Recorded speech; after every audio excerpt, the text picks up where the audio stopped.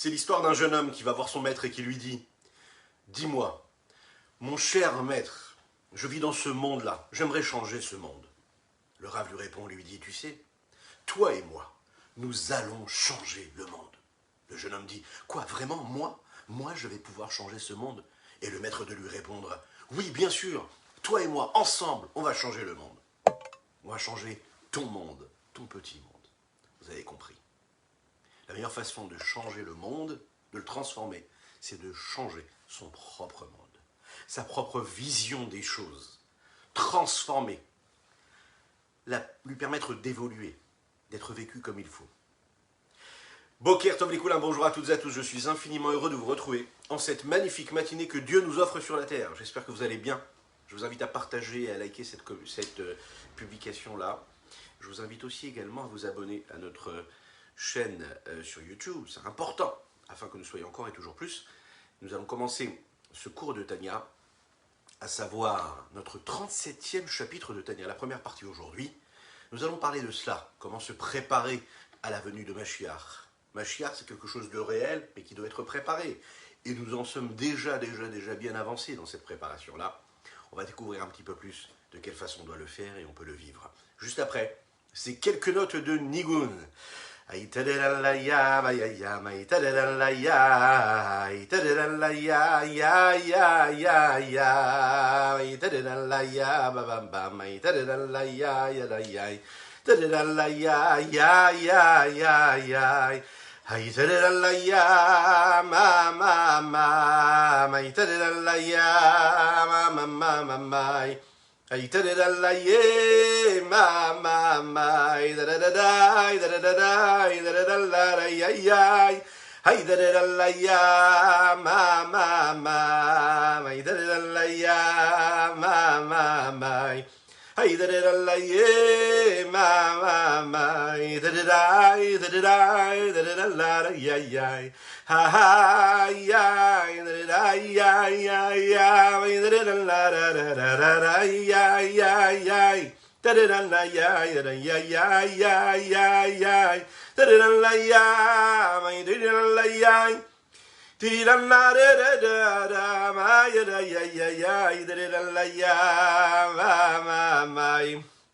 Aïtadélalaya, ma, ma, ma, aïtadélalaya, ma, ma, ma, tididai, tididai, tididai, aïe, aïe, aïe, aïe. Boker Tov à tous ceux qui nous rejoignent sur les différents réseaux. Que Dieu vous bénisse pour cela. Nous avons parlé ensemble de ce changement du monde, de cette préparation au monde à la venue de Mashiach. On a compris quel était le but de Dieu quand il crée ce monde, quand il crée chaque créature et qui nous crée, vous et moi, chacune et chacun d'entre nous.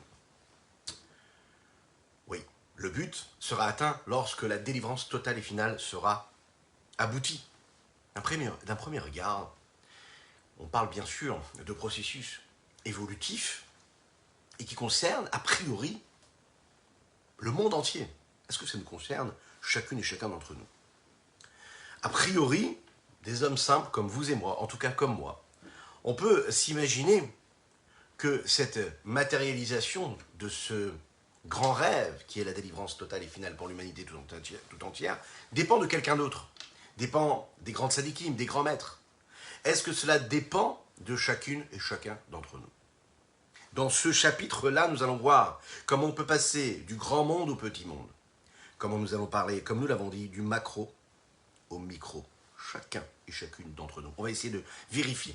Comment est-ce que c'est possible? Comment est-ce qu'on peut matérialiser ce but essentiel que Dieu a voulu lorsqu'il crée le monde? On va comprendre comment vous et moi, on va changer ce monde comme cet élève-là et ce maître-là, qui comprend que le petit monde de chacun, c'est ce qui va permettre la transformation de tout le monde.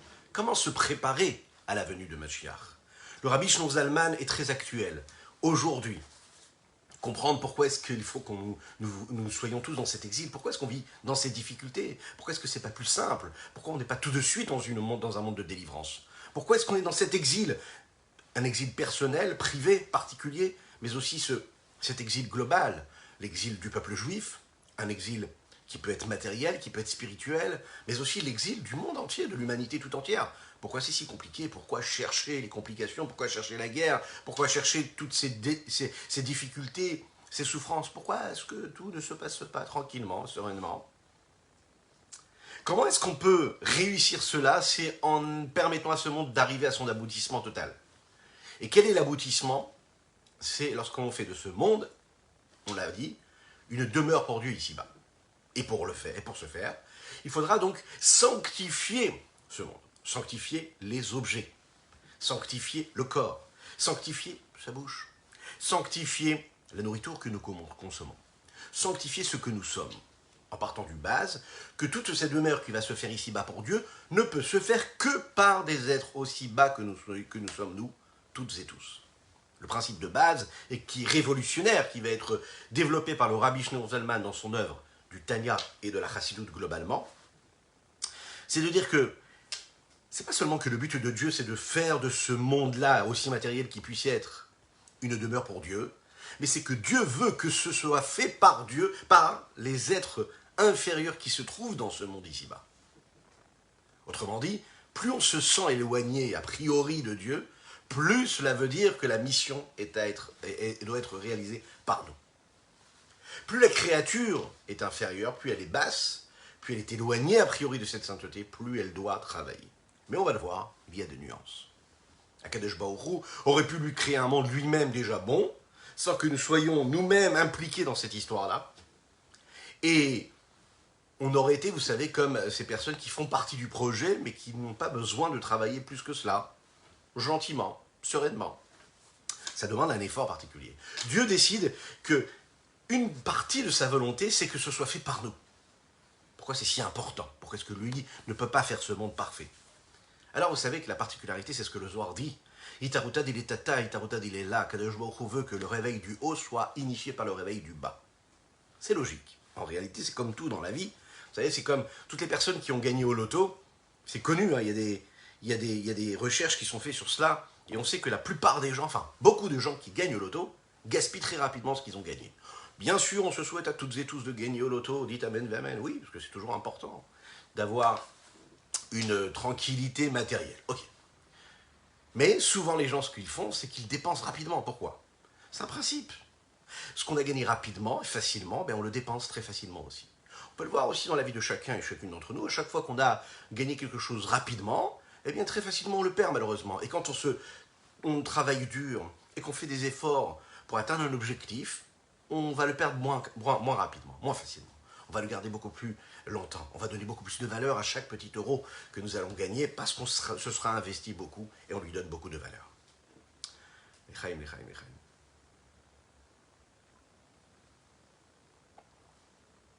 Nous étudions pour la Refoua Shelema d'Avraham Nissim Ben Sultana, qu'Hachem lui envoie une Refoua Shelema, dit Amen ve Amen. Alors, pourquoi? Pourquoi est-ce que quand c'est en bas et quand l'effort vient du bas, ça a plus d'incidence et beaucoup plus de valeur? Vous savez pourquoi? Parce qu'aussi c'est au niveau du temps, non seulement de la qualité de la chose qu'on est en train de fournir, mais aussi au niveau du temps. Il est dit comme ça dans les textes que quand on s'investit par le bas, quand on fait un effort ici-bas, eh bien, on permet à la chose de se pérenniser, de garder du temps, de s'inscrire dans le temps. Ce que nous faisons rapidement, eh bien, automatiquement s'en va aussi rapidement. Qu'est-ce que cela veut dire? Ça veut dire que pour qu'une chose puisse s'intérioriser, se vivre à 100% dans chacune et chacun d'entre nous, on doit le vivre depuis ce que nous sommes, nous, en bas de la montagne. Quand, depuis le bas de la montagne, on gravit étape après étape, et on gravit tous ces échelons, et on évolue dans cette spiritualité, dans cette quête-là de spiritualité et de divinité, alors Akadosh Baruch Hu, il voit ce réveil, et donc le dévoilement qui est opéré juste ensuite, après, eh bien, c'est quelque chose qui va être beaucoup plus grand, beaucoup plus posé. Comment on va réussir cela? Comment est-ce que des hommes aussi bas, aussi simples que nous, avons la possibilité de changer quelque chose et de faire de ce monde-là un monde saint?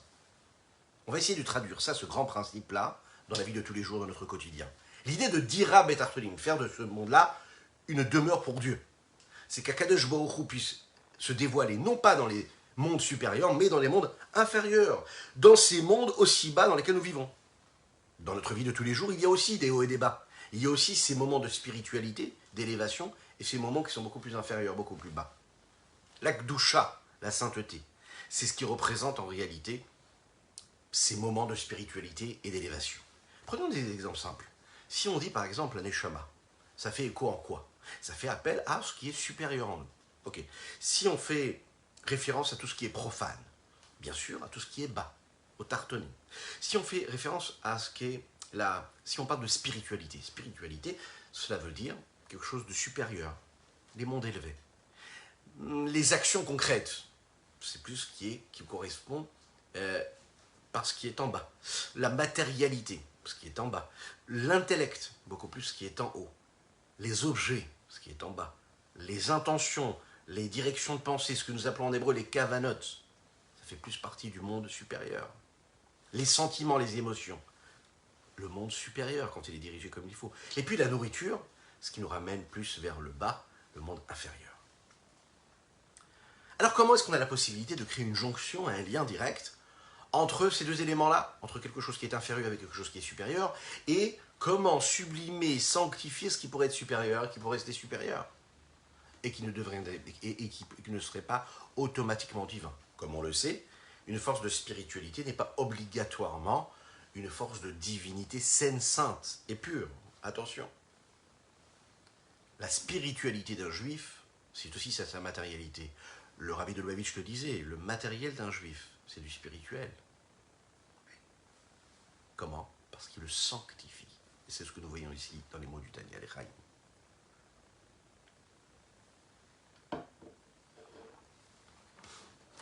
Alors comment à travers les objets on a la possibilité de sanctifier? Eh bien c'est simple, on a besoin d'objets pour accomplir la Torah et les mitzvot.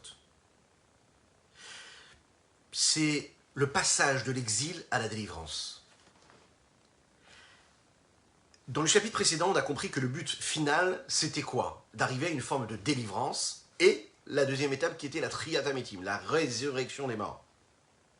Le but essentiel. La question c'est, comment est-ce que je suis capable, moi, de fixer un objectif, et de faire en sorte que toutes mes actions puissent devenir des intermédiaires et des moyens qui me permettent d'atteindre cet objectif.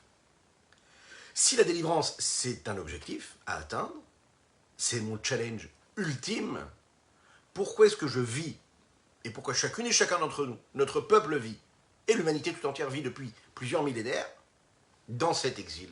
Pourquoi est-ce qu'on ne nous a pas donné tout de suite la route et nous a dit voilà la Géoula, voilà la délivrance, et prenez à droite, prenez à gauche, et continuez tout droit? Alors vous savez, c'est comme cet homme-là, qui est tout près de la tour Eiffel, au coin de la rue, coin de la rue comme ça, et puis il y en a un qui passe comme ça et qui lui dit, la rue de Longchamp, vous savez, juste derrière qui est derrière la tour Eiffel. Puis c'est une petite rue, on n'est pas obligé de savoir qu'il y a la tour Eiffel, et qui s'arrête et qui demande son passage à un bon Parisien, et que le Parisien lui dit, à la tour Eiffel, je ne sais pas. Et puis il suffit juste de se lever comme ça, de le tourner la tête vers la droite, pour voir la tour Eiffel qui trône comme ça à l'horizon. Parfois, tout est là déjà. Parfois, l'objectif de Géoula, de délivrance, il est déjà là. Mais nous, on est persuadés d'être dans cet exil-là. Et en fait, on va voir que ça va se jouer à une seule lettre. Vous savez quelle est la différence dans le terme entre la délivrance et l'exil? C'est une seule lettre, le Aleph. Galout, Gola. Gola, c'est l'enfermement, ok? Cet exil. Gola, ça s'écrit Gimel, Cholam, Lamed, He. Vous rajoutez juste une lettre, le Aleph, à ce mot Gola, et ça donne Géoula. Géoula, ok? Gimel, Aleph. Quel est ce Aleph-là? C'est-à-dire qu'il suffit juste de révéler la dimension divine qu'il y a dans cet exil-là pour réussir à atteindre cette Géoula, cette délivrance. On y est très près en réalité. Tout se joue au même endroit. Alors comment la vie dans l'exil peut nous amener et nous rapprocher de cet objectif? Le monde matériel inclut des corps, inclut des objets, inclut toutes sortes d'éléments, que ce soit depuis la nourriture jusqu'aux plus belles créatures qu'il y aurait terrestres. Mais on reste toujours, encore une fois, dans cette situation-là, dans cet état d'exil. C'est-à-dire que tous ces éléments existent à chaque instant de l'existence, avec une vitalité. Cette vitalité, elle est là. Et quelle est cette vitalité-là? Aussi profane que cela puisse nous paraître, c'est une vitalité divine. C'est Dieu qui permet à chaque élément d'exister. La présence divine, elle est cachée. On ne la voit pas, cette existence. Et a priori, on ne peut utiliser ces éléments-là à l'inverse de la volonté de Dieu. Géoula, la délivrance, c'est quand on réussit à prendre ces éléments, ces objets matériels, et on réussit à faire rentrer le Aleph, qui est quoi Hanoufosh et l'Olam, le maître du monde dans ces éléments-là. Quand on utilise, quand on enrôle et on matérialise la volonté de Dieu à travers tel et tel acte, à travers tel et tel objet, on le sanctifie. Et là, à ce moment-là, on amène la Géoula, en fait, on le délivre. Il est enfermé, il y a une vitalité divine qui est dedans. Toi, tu le prends, tu fais une bracha, tu fais une bénédiction avec, tu l'utilises pour accomplir une mitzvah. À ce moment-là, tu as amené la liberté, tu as amené la délivrance à cet objet-là. Il était enfermé, tu l'as délivré. Le Rabbi Shlomo Zalman, dans les mots ici, il va nous parler de cela. Sanctifier les objets. On peut le faire. Comme on le voit ici dans les mots, très clairement. Regardons les mots, pour ceux qui ont le Tanya, n'hésitez pas, c'est important de l'avoir. Veine tachlit, l'objectif ultime. Ultime. De toute cette histoire-là, de ce monde dans lequel nous vivons. Veine. Tachlit ashlemut azé. Chez le but de la perfection, de la finalité même, de cette période-là dans laquelle nous vivons, Baruch Hashem, cette période de Mashiach, la période de la résurrection des morts, qui nous permet d'atteindre cette délivrance totale. Pourquoi est-ce que c'est une perfection? Parce qu'on aura atteint ce qui aura été initié au moment du don de la Torah, par exemple. Par rapport au dévoilement de Dieu qu'il y aura au moment de Yemot Mashiach, la période de Mashiach et la résurrection des morts. C'est le sens même de la délivrance. Gilou Yorin Sof Baruchu Baolam Agashmi. Le dévoilement de la lumière de l'infini du Saint béni soit-il dans ce monde-là matériel. Avec toute sa puissance, toute sa force. Ce dévoilement ne viendra pas d'un coup, d'un seul. Il faut qu'il y ait une préparation. Ça ne veut pas dire que en un seul instant, dès qu'il y aura la Géoula, alors il y aura d'un coup d'un seul, comme ça, soudainement, le monde il va changer, il va passer d'un état à un autre. On l'a bien expliqué que toute l'intention de Dieu, c'est qu'il y ait un travail, un processus qui soit dans une évolution. Taloui bemahasenu va'avodatenu. En réalité, tout dépend de nos actions. Tout est entraîné par nos mains, par ce que nous faisons. L'investissement, les efforts, le travail, le dur labeur qu'est d'être un juif en 2022 et accomplir la Torah et les mitzvot dans ce monde-là avec toutes les tentations que le monde peut nous offrir. Avec force et puissance, garder ses principes et être prêt à cette délivrance qui est avant la délivrance. En quelque sorte. Parce que la grande délivrance dépend de la petite délivrance. C'est-à-dire qu'à chaque fois qu'on permet à Dieu de résider à travers tel et tel objet, à chaque fois qu'on sort de son exil personnel, eh bien on est en train de créer une forme de délivrance. Et toutes les petites délivrances créent la grande délivrance totale. La meilleure façon de créer la paix dans le monde, c'est que chacun et chacune d'entre nous, on a la possibilité de faire une action en plus. De libérer une énergie, une vitalité divine, chacun dans notre domaine, dans notre vie, dans notre existence. Imaginez si chacune et chacun d'entre nous, là, on prenait ce cours-là, on essayait de le diffuser, de le partager avec nos amis, afin que chacun se dise, allez, aujourd'hui, je fais quelque chose de plus. Je libère un petit peu la vitalité divine qui est en moi, dans tel ou tel objet, dans telle ou telle façon d'être, dans tel ou tel trait de caractère, où je me sens enfermé, et je fais rentrer le Aleph, je fais rentrer Dieu dans cette chose-là. À ce moment-là, je libère quelque chose d'énorme, je libère Dieu. Et si chacun et chacune d'entre nous, on permet à une autre personne de libérer Dieu encore un petit peu plus, et qu'est-ce qui se passe? Vous savez ce qui se passe? Il se passe que le monde entier est libéré. C'est ça la Géoula, c'est pas un grand rêve qu'on devrait avoir. J'attends Mashiach, mais pas du tout. C'est maintenant que ça se joue, à chaque instant de notre vie. Le Rabbi Shlomo Zalman continue à nous dire ici, Kol zman meshech hagalut. C'est particulièrement grâce à nos actions et à notre dur labeur, quand on arrive vers le talon de Mashiach, vous savez, quand on arrive à cette fin d'exil, et qu'on permet le dévoilement de la lumière de l'infini du Saint béni soit-il, eh bien on permet à chacune et chacun d'entre nous de s'inscrire dans ce grand projet divin. Ce n'est pas un projet qui vient d'être réalisé, qui doit être réalisé maintenant, parce que c'est maintenant qu'il nous a été donné, mais le but du monde a été créé de cette façon-là. Vous savez que les Chachamim disent que quand Dieu a créé le monde, Veruach Elokim merachefet al penei hamayim. Il y avait au moment de la création du monde ce souffle de Dieu qui planait comme ça, qui était juste au-dessus de l'eau. Ok? C'est ce que disent les Chachamim. Nos textes disent comme ça. Zo rucho shel melech hamashiach. C'est dit que ça, c'était le souffle de Melech HaMashiach, le roi Mashiach qui était déjà là présent. C'est-à-dire que déjà dans la création du monde, il y a déjà ce grand projet-là. C'est pas qu'on arrive à Mashiach parce que le monde est trop mauvais, alors il faut arriver à une forme de délivrance. Non, le but de la création, c'est ça. Tout ce qu'on a enduré, c'est ça. C'est pour arriver à ce moment-là. Donc tout ce qui est fait dans ce monde-là, c'est pour cette intention première. Rabbi Shimon Zalman ici va nous dire et nous expliquer quelle est la cause de cela. Et la cause de ce dévoilement, et que la cause que de ce dévoilement de la lumière de l'infini, Saint béni soit-il, se fera précisément grâce à nos actions. Parce que qui a gorem, c'est chara mitzvah, et a mitzvah be'atzma. Qu'est-ce qui entraîne le selleur de la mitzvah? C'est la mitzvah elle-même. On vit dans un environnement, dans une société qui nous dit comme ça. Tu veux gagner quelque chose, tu veux faire quelque chose, tu veux avoir telle et telle récompense, eh bien il faut que tu fasses telle ou telle mitzvah. Ok? Il faut que tu fasses telle ou telle action et tu as ta récompense. Et viens ici, la Torah te dit que non. Sache que la mitzvah, c'est elle-même ton salaire. On a tendance à dire, oui, mais si je me comporte bien, Dieu me donnera ça. Mais tu n'as pas compris. Ce que tu dois chercher, c'est pas que Dieu il te donne plus de millions parce que tu as fait telle ou telle mitzvah. Tu es complètement à côté si tu penses comme ça. Dieu il t'a donné la possibilité d'avoir tant et tant de millions pour que tu puisses faire juste cette petite mitzvah. C'est-à-dire que le salaire, c'est parce que tu vas recevoir ensuite, matériellement ou même spirituellement. Le salaire, il est déjà dans la mitzvah elle-même. Srar mitzvah, mitzvah atzma. Le salaire de la mitzvah, c'est la mitzvah elle-même. Et on va comprendre qu'est-ce que cela veut dire ici. De quelle façon on fait les mitzvot? On les fait comment? Avec des objets et de la matière physique, qui peut paraître grossière, souvent. Est-ce que vous imaginez un petit peu que l'on prenne une vache, d'accord, qui n'est plus vivante, et qu'on aille faire toute une cérémonie pour l'enterrer dans un cimetière? En tout cas, ce n'est pas quelque chose que l'on connaît. On ne le fait pas du tout.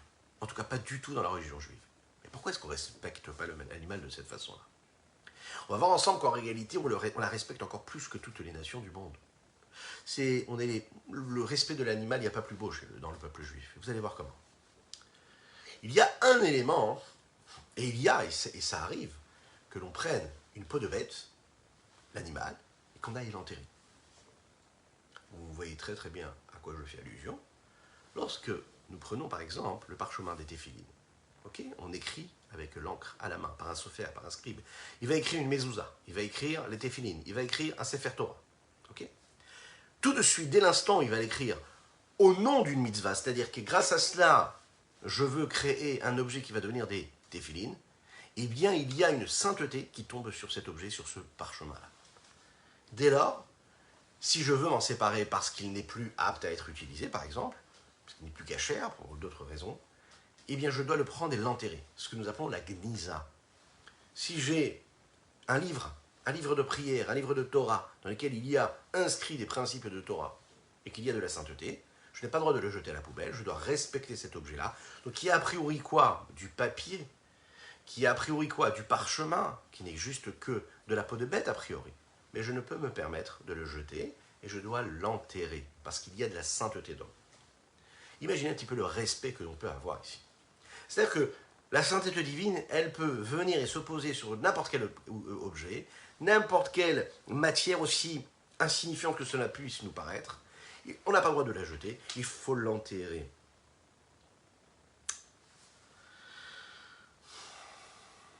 Et ça, c'est très très particulier. Lorsqu'on accomplit une mitzvah, par exemple, avec un objet, on fait tomber de la sainteté divine dans lui. Quand je dis fait tomber, c'est-à-dire qu'on attire de la sainteté divine, et de cette façon-là, on l'a transformé. Il y a une question qui arrive ici. Vous savez que la mitzvah et chaque fonction et chaque but que nous atteignons grâce à la mitzvah que nous accomplissions, c'est de sanctifier ce qui pourrait paraître très très bas. Alors, on pourrait se poser la question de se dire, mais dans ces cas-là, pourquoi est-ce qu'on n'utilise pas tous les objets du monde, toutes les créatures du monde, pour justement les transformer? Allons jusqu'au bout du processus.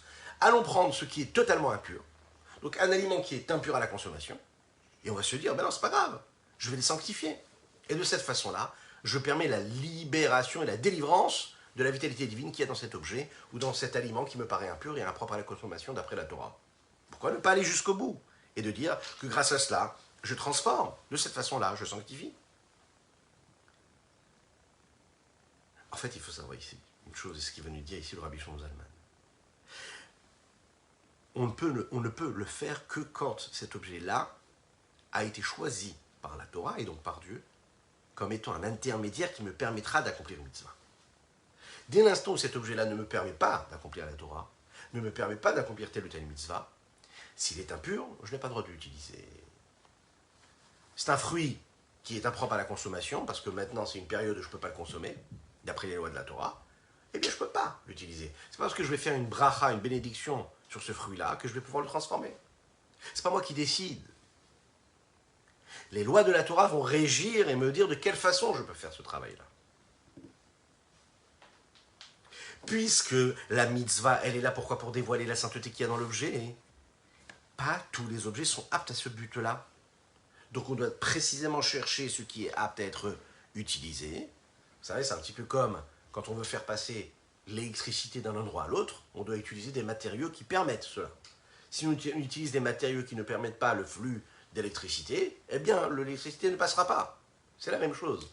C'est pas parce qu'il y a un élément qui a été créé, un objet, qui a un fruit, un légume, peu importe, une des créatures terrestres qui a été créée par Dieu, que je vais pouvoir faire ce travail-là de transformation. Non. C'est parce que la Torah me le demande que j'aurai la possibilité de le faire. Dans le langage de la Kabbalah, cela se dit de cette façon-là. Il y a ce que nous appelons le fruit lui-même, et il y a les écorces. Et dans les écorces, il y a différentes écorces. Le fruit, ce sont tous ces sujets de gdoucha, de sainteté, dans lesquels on est capable de voir et de saisir la présence divine qu'il y a, qui est dévoilée. Deuxième chose, deuxième niveau, c'est la klipa de noga. L'écorce de noga, c'est-à-dire tout ce qui est profane, mais qui est permis. C'est-à-dire que la présence divine est cachée. Donc il y a un potentiel à l'intérieur que je vais pouvoir utiliser afin de les élever vers la sainteté. C'est la raison pour laquelle la Torah me permet de les utiliser, d'avoir un contact avec eux. Et il y a le troisième niveau qui sont les shalosh klipot atmeot, les trois écorces de l'impureté. Ça, c'est ce qui est profane, qui est interdit d'après la Torah. Là, ici précisément, la présence divine, elle est là, bien sûr, parce que sinon il ne pourrait pas exister, il faut qu'il y ait une vitalité divine, mais elle est tellement cachée, tellement voilée, tellement profonde, que moi, en simple homme, en tant que simple être humain, je n'ai pas la possibilité de le délivrer, de le dévoiler. Donc, est-ce qu'il y a une vitalité divine? Oui. Est-ce que le mal existe? Oui. Est-ce que le profane existe? Oui. Est-ce que l'impureté existe? Oui. Est-ce que ça veut dire que je dois aller la chercher? Non, je ne suis pas concerné par cela. Et ma vie, en tant que juif, ça va être de me séparer complètement de cela, parce que c'est une énergie divine qui est trop forte pour moi. Je ne peux pas y avoir accès, je ne pourrai jamais la libérer. Elle sera libérée quand j'aurai libéré les présences divines et les vitalités divines qui se trouvent dans tous les autres objets de sainteté. L'echaim, l'echaim, l'echaim.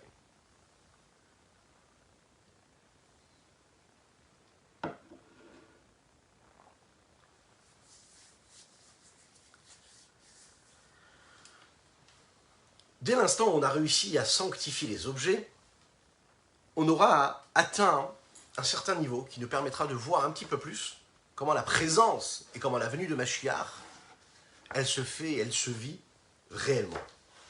Comment? Nous allons voir comment, nous allons voir pourquoi, et nous allons voir surtout dans les mots du Tanya qui sont employés ici. Ki agorem sechar mitzvah ia mitzvah beatzma. Le fait de faire une mitzvah, c'est ce qui crée déjà son salaire. Sechar mitzvah, mitzvah. En général, quand on travaille, on a un salaire. Lorsqu'on travaille, on fait tel et tel effort, on reçoit à la fin du mois ou à la fin de l'acte un salaire. C'est-à-dire qu'en réalité,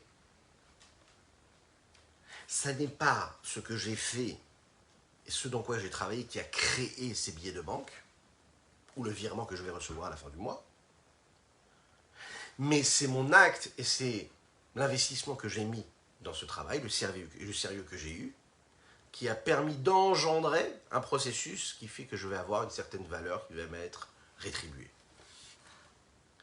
Donc il y a vraiment deux éléments, on est dans deux mondes différents. Il y a ce que tu es en train de faire dans ton bureau, ce que tu es en train de faire quand tu es en train de travailler dans les champs, et puis il y a le salaire qui va tomber, qui est très éloigné de ce que tu es en train de faire. Dans la Torah, c'est pas du tout pareil. Le fait de travailler, c'est-à-dire quand je fais une mitzvah, quand je fais ma tefila, quand j'étudie la Torah, à chaque instant, quand je fais ce combat interne et intérieur qui est en moi, pour essayer de faire le meilleur, faire le mieux, pour me diriger vers la sainteté, vers la volonté de Dieu, et pas vers une volonté personnelle que je pourrais avoir. Quand je joue à chaque fois, chaque instant de ma vie en cela, c'est-à-dire que je fais cet effort-là, eh bien le salaire, il est déjà là. C'est-à-dire que le salaire qu'il y aura dans ce temps de délivrance totale, c'est le dévoilement de ce qu'il y a eu au moment où j'ai travaillé. Qu'est-ce que cela veut dire? Au moment où je suis en train de travailler, peut-être que je ne dévoile pas et je ne ressens pas le dévoilement divin qui est fait grâce à mon effort. Au moment de la Géoula, va se dévoiler dans le monde de manière visible ce que j'ai créé, ce que j'ai changé, ce que j'ai transformé. C'est ce que je suis en train de faire, c'est déjà le salaire. Une des parts essentielles de la direction de la volonté divine, c'est de faire de ce monde un endroit où il pourrait se dévoiler partout. Mais qu'est-ce que ça veut dire ces mots-là? Partout, partout. Qu'il y ait un dévoilement divin partout.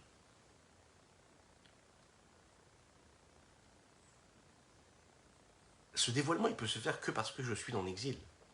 Pas parce que le monde est déjà créé dans un état de délivrance. Ce dévoilement, il peut se vivre précisément maintenant, comme le Shla Akadosh. Ce grand tzaddik qui disait que le salaire de la mitzvah, c'est pas, vous savez, comme une zgoula qu'on dirait à un homme, qu'on lui dirait, tu sais, le sahar, le salaire de la mitzvah, t'as fait une mitzvah, ah, c'est bien, c'est quelque chose. Fais la mitzvah, tu sais, tu recevras quelque chose. Comme un vœu pieux comme ça. Non, pas du tout. Akadosh Baruch Hu, quand il nous promet de nous donner ce qu'il va nous donner par rapport pour le travail qu'on a pu fournir, pour les efforts qu'on a pu fournir, c'est en réalité quelque chose qui est réel. C'est-à-dire qu'on a causé nous-mêmes. C'est automatique. C'est engendré de manière totalement naturelle. C'est une conséquence naturelle de nos actions. Un peu comme quand une personne prend une petite graine et la met en terre, et il va labourer cette terre-là.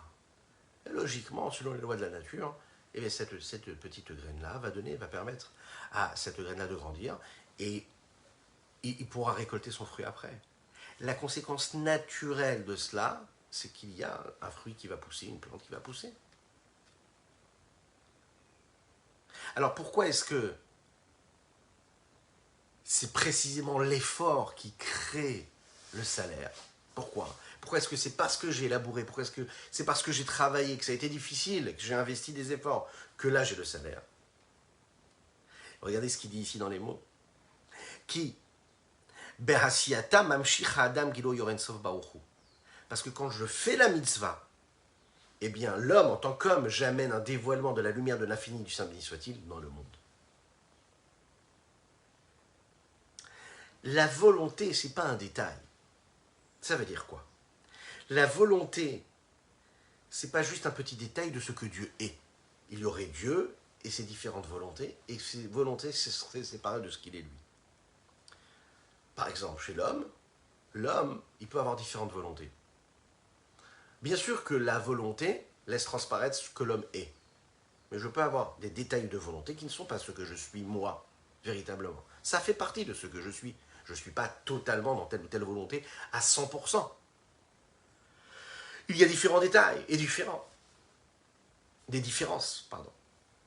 Mais puisqu'Akadosh Baruch Hu, Dieu, lui, il est unique. Et cette unicité-là, elle est sans aucune limite, sans aucune distinction, sans aucune transformation, sans aucune différence. C'est que quand je le saisis un petit peu, je le saisis complètement. Donc un détail de sa volonté, c'est toute sa volonté. Donc à chaque fois que j'accomplis une de ces mitzvot, une de ces recommandations, je suis en train d'accomplir tout ce que Dieu attend de moi. Je m'accroche et je m'attache et je dévoile toute la présence divine qu'il y a sur terre à travers une petite mitzvah. Donc la volonté de Dieu, c'est son essence. Donc quand je suis en train d'accomplir une mitzvah, écoutez bien ce que ça veut dire ici, ce qu'il est en train de me dire Rabbi Shlomo Zalman. Une petite mitzvah, ça me permet d'accomplir le dévoilement de Dieu globalement, totalement. Je délivre complètement Dieu, rien que parce que j'ai fait une petite mitzvah. C'est déjà là, à ce moment-là, c'est pas quelque chose qui va se passer dans le monde futur. C'est précisément à ce moment-là déjà que j'ai déjà délivré Dieu. Je l'ai délivré. La lumière de l'infini du Saint béni soit-il, milmala le mata, elle va descendre. L'infini qui se trouve partout dans toute chose, mais qui ne se limite pas à chaque élément, va réellement se dévoiler ici-bas. De là, d'en haut, il va rentrer les hitlabèches pour s'habiller. Ça veut dire qu'il aura un lien direct et palpable avec cet objet avec lequel nous accomplissons la mitzvah. Un peu comme un vêtement qui correspond à celui qui est en train de le porter. Un vêtement qui est à la taille. Lorsque j'agis et que je fais une mitzvah avec tel ou tel objet, eh bien je permets à la divinité qui est dans cet objet de se dévoiler en fonction de ce que c'est cet objet-là. Begeshmiut olamazé, dans la matérialité, dans l'objet matériel, pas avec lequel nous accomplissons cette mitzvah. Comme il est dit, comme il est expliqué ici, qu'est-ce que ça veut dire? Ça veut dire que, de quelle façon ça s'habille? Ça s'habille d'une façon où, en fait, la lumière de l'infini du Saint béni soit-il va maîtriser, va gouverner cette chose-là, et va vraiment avoir un impact de transformation sur elle. Il va lui permettre d'atteindre une dimension et dépasser son conditionnement matériel et limité. Grâce à cette mitzvah que je suis en train de faire maintenant, eh bien maintenant, l'existence de ce monde futur est en train d'être créée. Ça veut dire que ce monde messianique, il est en train d'être vécu maintenant à chaque fois que je fais une mitzvah. Ce n'est pas une récompense qu'on aura dans une autre planète, plus tard, dans un autre monde. Non, c'est ici le monde futur, c'est maintenant.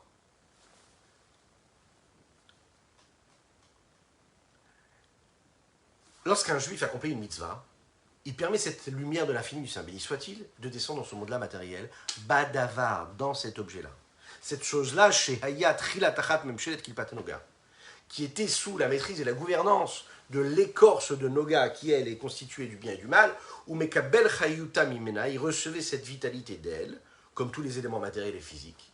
Ça veut dire non seulement cet objet matériel reçoit sa vitalité de l'écorce de Noga, qui elle est la source du bien et du mal, encore plus que cela. Il est sous sa gouvernance, ça veut dire qu'il est complètement maîtrisé par elle.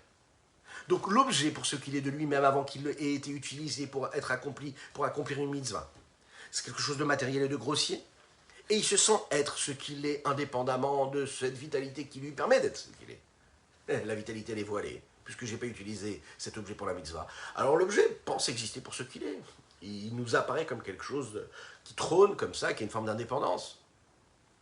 La matérialité, la grossièreté du monde nous paraît être indépendante de cette vitalité qu'il a fait vivre. On n'y voit pas ce potentiel, cette force divine qu'il y a et qui lui permet d'être là à chaque instant, parce que la parole de Dieu qui lui permet d'être créé, qui a été créé au moment de la création, qui continue de le créer à chaque instant. Mais tout de même, il faut le savoir. Puisque cet objet-là, ou bien cet aliment-là, provient d'une source de vitalité qui est appelée Klipat Noga, c'est-à-dire une vitalité divine qui peut nous permettre d'être utilisée du côté positif ou négatif, qu'au moment où je vais faire une mitzvah avec cette vitalité, je vais pouvoir l'élever, le sanctifier. Et que si, chas shalom, que Dieu nous en préserve, j'utilise cette vitalité de cet objet, de cet aliment-là pour quelque chose de négatif, je le fais descendre dans les 3 écorces de l'impureté totale et dans lesquelles je ne pourrai plus rien faire pour l'élever et le sanctifier. Alors à ce moment-là, j'ai la possibilité de la transformer comme il faut, dans la sainteté comme il faut. C'est la raison pour laquelle on me permet et on me demande d'accomplir telle ou telle mitzvah avec cet objet ou avec cet aliment-là, ou ce qui a été créé par Dieu. De l'élever, de le transformer, et quand je l'élève et je le transforme, qu'est-ce que je suis en train de faire? Je suis en train de dévoiler la présence divine qui est dedans. Comment? Chez M, tous ces objets, toutes ces choses-là qui me permettent d'accomplir ces mitzvot, kol devarim ateorim ou mutarim, tout ce qui est pur et qui est permis.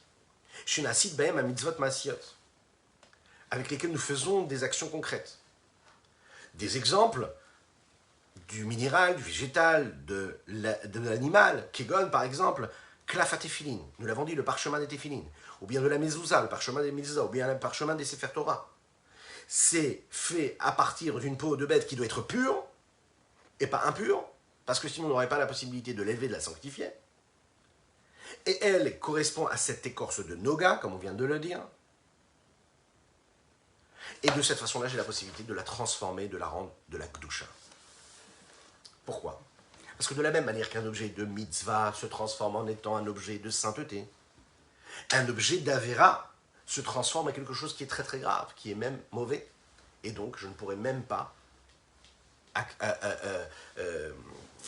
actionner quelque part et mettre en route ce dévoilement divin parce que c'est totalement impur. Et si c'est totalement impur, je ne pourrais pas libérer cette lumière-là. Comme Amar Avotenu, Zichron Alibracha, comme les Chachamim le disent, l'Urshar lemlechet shamaim, c'est interdit d'utiliser quelque chose qui a été voulu pour être de la gdusha, de la sainteté ou une mitzvah, et la théorie mutarim beficha, que ce que tu peux consommer, que tu peux faire entrer dans ta bouche. Donc si cet animal, tu as le droit de le consommer, eh bien tu auras le droit de faire une mitzvah avec la peau de la bête de cet animal. Si tu peux consommer cet aliment, tu peux faire une mitzvah avec. C'est un hétrog que tu peux consommer, alors à ce moment-là, tu peux faire la mitzvah du hétrog et du loulav avec. Si tu ne peux pas le consommer parce que pour quelque raison que ce soit, il est interdit à la consommation, tu n'as pas le droit de l'utiliser pour faire la mitzvah du loulav et du hétrog. C'est ce qu'il va donner ici comme exemple. Hétrog, vous savez qu'a priori c'est un fruit comme un autre, le cédra. Ouais, bon, on peut en faire une belle confiture, c'est très bon. C'est un peu amer. Mais, a priori, le hétrog, de quel côté on va le ranger? Est-ce qu'on le range dans la gdusha? Est-ce qu'on le range dans la klipat noga? Ou est-ce qu'on le range des choses qui peuvent être meot? Est-ce qu'on le range du côté de la sainteté? Est-ce qu'on le range du côté de l'écorce qui est faite de bien de mal? Ou bien dans le mal total? Répondez. Oui, vous avez très bien répondu. C'est la klipat noga. Pourquoi? Parce que ce fruit-là, si je le mange quand il est kasher, alors à ce moment-là, je l'élève. Si je le mange quand il n'est pas kasher, je le fais descendre dans l'impureté. Quand est-ce qu'un hétrog peut être pas kasher? Par exemple, si c'est un fruit qui est hors là, vous savez que quand on a un arbre, il faut attendre 3 ans pour consommer un fruit qui pousse sur cet arbre-là. Pendant les 3 premières années, la orla nous interdit de l'utiliser. On peut la consommer. D'ailleurs, tous les fruits, il faut faire très attention à cela, surtout en Eretz Israël, attention, en Eretz Israël, tous les fruits qui viennent d'Eretz Israël doivent bien respecter toutes ces lois-là. Les fruits, on doit respecter le maaser, etc. La trouma, prélever. Toutes les lois qui concernent toute la consommation de tous ces aliments-là. Maintenant, si j'utilise ce fruit-là, qui lui provient d'une énergie qui vient de Noga, cette énergie qui est neutre, dans laquelle il y a du bien et du mal, eh bien je peux le sanctifier. Mais s'il est hors là, eh bien je le fais tomber dans les 3 écorces de l'impureté.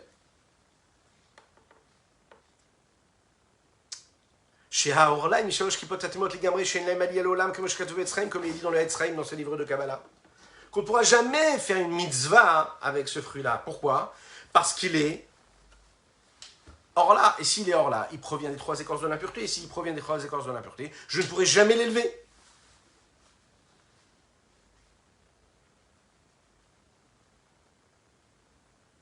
Vechen kol mitzvah habaha be'avera chas b'shalom. Et la même chose pour toutes les autres mitzvot qui viennent grâce à une avera.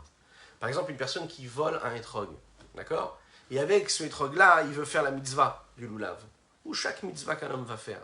La mitzvah, elle est interdite. Je ne peux pas faire de mitzvah avec. Parce que j'ai utilisé quelque chose qui était déjà interdit à la base. Je ne peux pas transformer cet objet-là, le libérer, si déjà je l'ai enfermé. Comment tu veux libérer la vitalité divine qui est dans cet objet-là si tu l'as enfermé déjà à la base parce que tu l'as utilisé de la mauvaise des manières? Adkan, jusqu'ici, la Haga'a, la note du Rabbi Shlomo Zalman. Qu'est-ce que nous voyons ici? Nous voyons qu'à travers nos actes, à travers nos pensées, à travers nos actions, à travers nos paroles, on a la possibilité de créer cette sanctification-là du monde et des mondes de la meilleure des manières. Et c'est ce qui permet en réalité, réellement, la délivrance de ce monde-là.